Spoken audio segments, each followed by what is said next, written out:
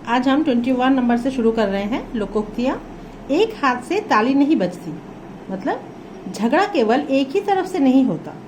सास और बहू की खूब लड़ाई हुई। सास बहू को बुरा कह रही थी और खुद को अच्छा बता रही थी, परंतु लोगों ने कहा कि एक हाथ से ताली नहीं बजती, झगड़ा केवल एक तरफ से नहीं हो सकता। एक तो करेला दूसरे नीम चढ़ा, मतलब बुरे व्यक्ति में एक और बुराई आना। मतलब करेला तो है ही करेला, और नीम ऊपर से नीम चढ़ा तो और भी कड़वा। रीता तो पहले ही सब पर रौब डालती थी, अब उसे मॉनिटर बना दिया। एक तो करेला दूसरे नीम चढ़ा वाली बात हुई, और एक तो उसे कोई पसंद नहीं करता, ऊपर से और मतलब कि उसको पावर दे दिया गया मॉनिटर बनाकर। यहाँ पे हम कॉमा दे देते हैं, और ये है एक तो करेला दूसरे नीम चढ़ा। एक पंथ दो काज, मतलब दोहरा लाभ।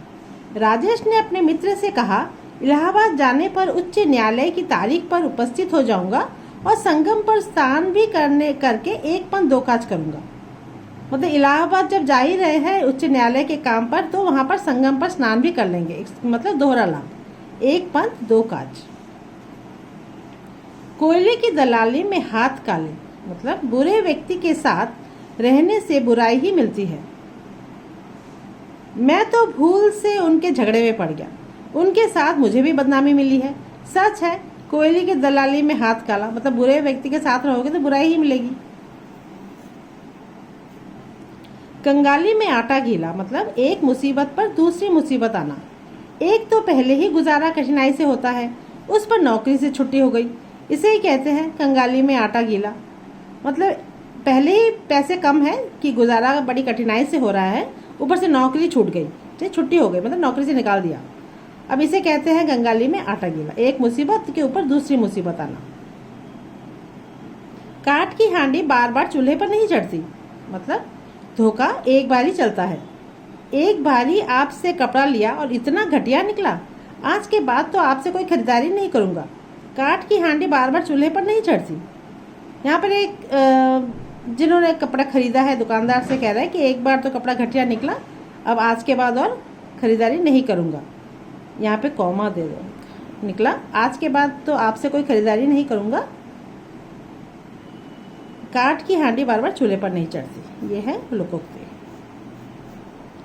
का वर्षा जब कृषि सुखानी, मतलब आवश्यकता समाप्ति के बाद वस्तु मिलना। जब कृषि के लिए पानी की जरूरत थी तब तो बारिश हुई नहीं, अब बारिश हो गई, क्या फायदा। कहावत है ये। मोहन की पुस्तक खो गई थी, वह तब मिली जब वार्षिक परीक्षा हो चुकी थी।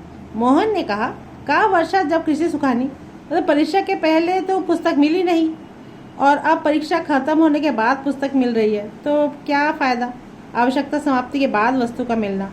का वर्षा जब कृषि सुखानी।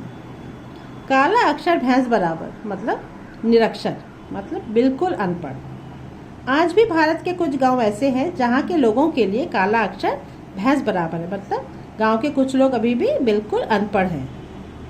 अच्छा, आज हम यहीं तक करते हैं, फिर कंटिन्यू करेंगे नेक्स्ट क्लास में।